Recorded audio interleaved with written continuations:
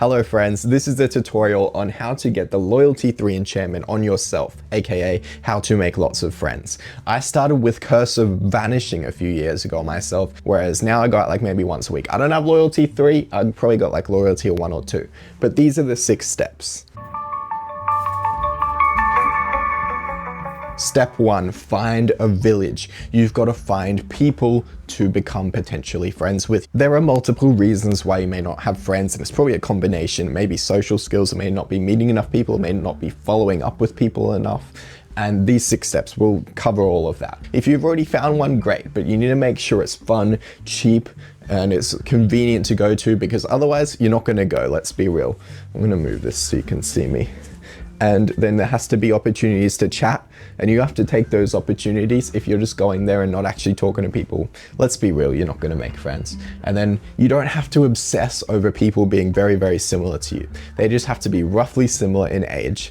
That's about it. And maybe similar in gender too, but that's less important. And they have to be like somewhat like people who you like. If you find like an event, like a soccer club, check the Instagram to make sure that they're your age. There's nothing worse than rocking up to a social event and it's all 40-year-olds. Unless you're a 40-year-old. Anyway, next step, you have to go there.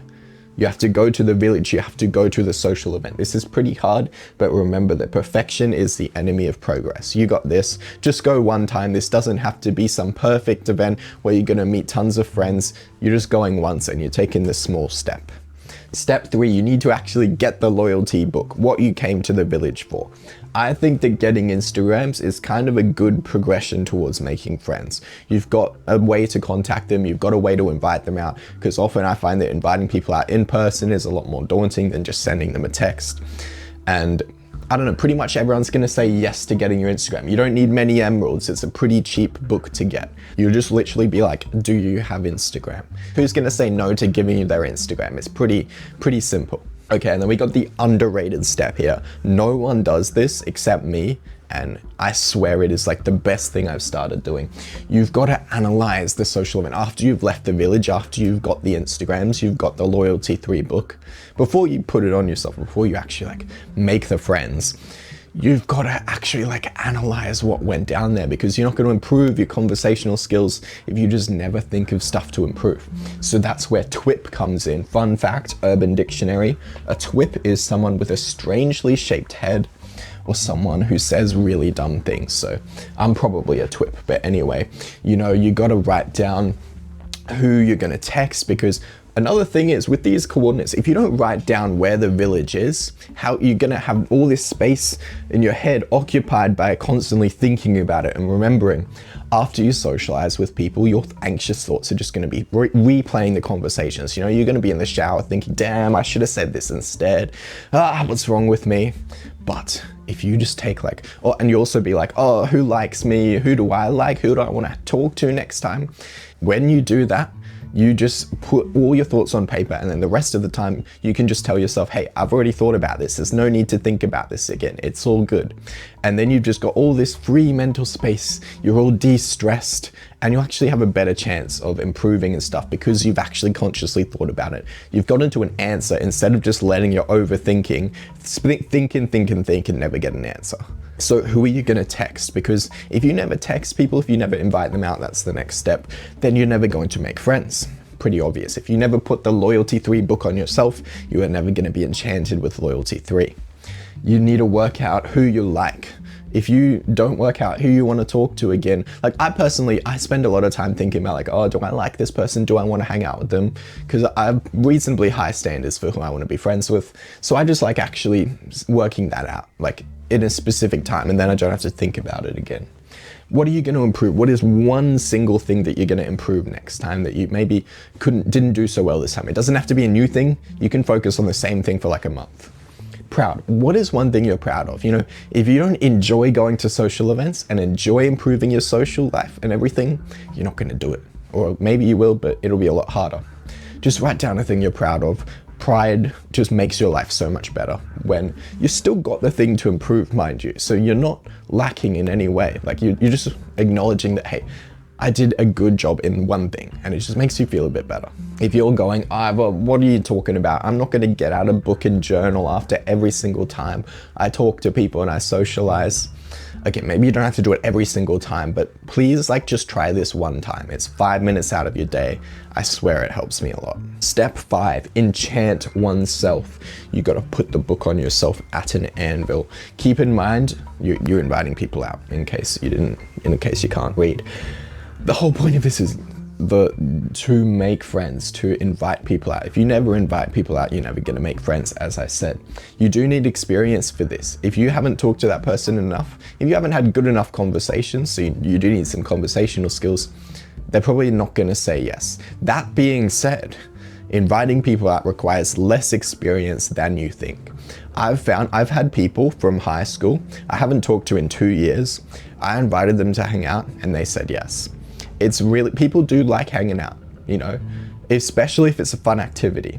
I actually should put in here, there's some requirements for what you're going to invite people out to. And guess what?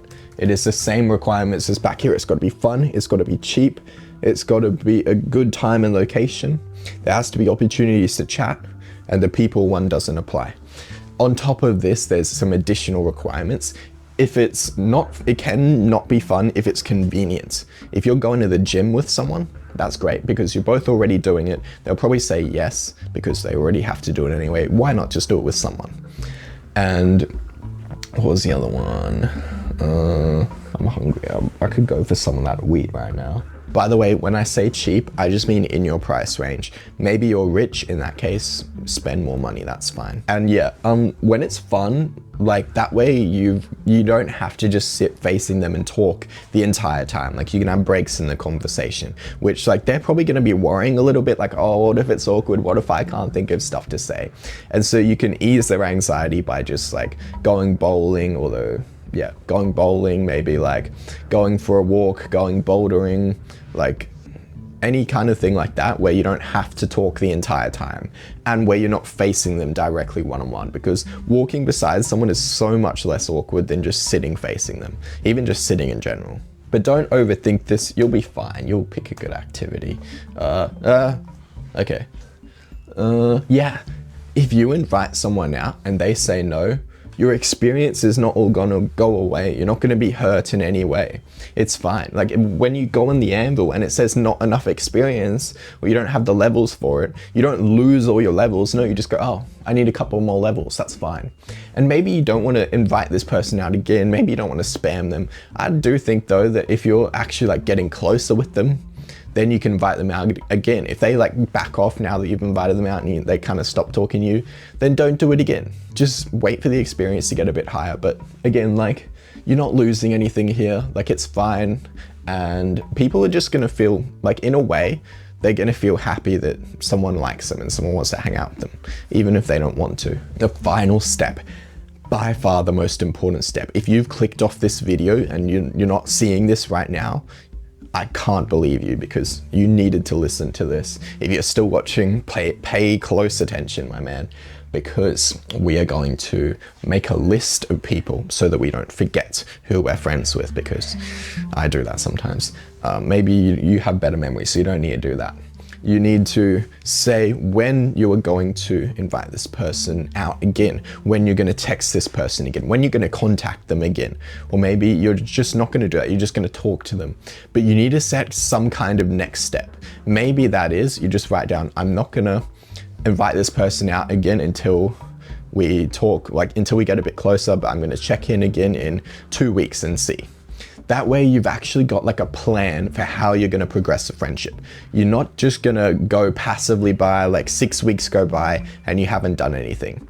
You don't need to do this for absolutely everyone you meet, just the people who you really like. Again, from this step, who you like. It's not exactly like Minecraft, because you're not actually gonna break your tool if you wait too long. Ignore how, in this analogy, your friends are tools. Anyway, your friends are not tools, it's fine.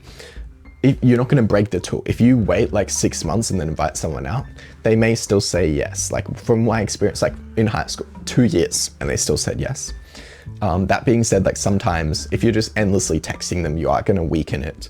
So it is best to do this reasonably early. Maybe you're just sending them a text like, hey, how have you been? Maybe you're following up on something that they said they were doing. Maybe they said they were going to a concert. You just follow up, hey, how was the concert? Maybe swipe up on an Instagram story. Maybe you're just talking to them in person. But whatever it is, be intentional about what you're doing. Don't just passively let the time go by and wait for the friendship to happen.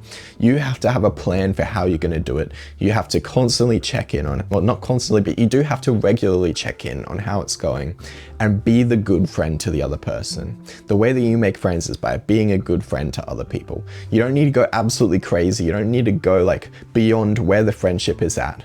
But do put in some effort here. I used to never follow up with people. I was constantly obsessed with meeting new people and improving my charisma when really the friends were right with me. And all I had to do was just keep following up, just keep asking how they were, just keep talking to them, and I would have been fine. So please don't make my mistakes here. Please don't break your tools. And that is all the steps. Actually, step 7, subscribe.